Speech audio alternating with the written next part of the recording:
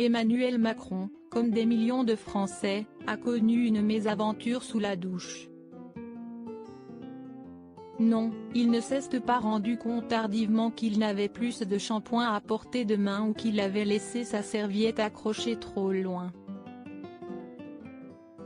Mais, en revanche, il s'est retrouvé sous l'eau froide.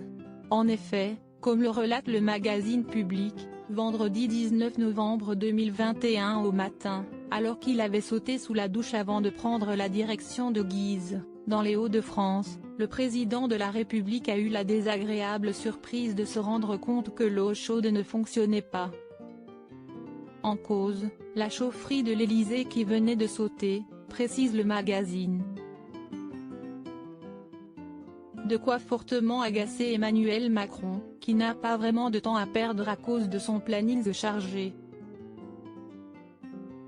Le chef de l'État a ainsi exigé que ce soit réparé de toute urgence.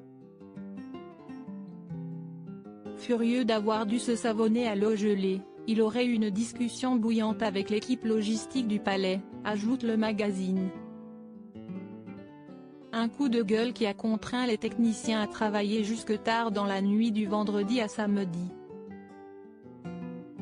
Le palais présidentiel, situé dans le chic 8e arrondissement de Paris, souffre malgré son faste et ses dorures d'un vieillissement de ses équipements.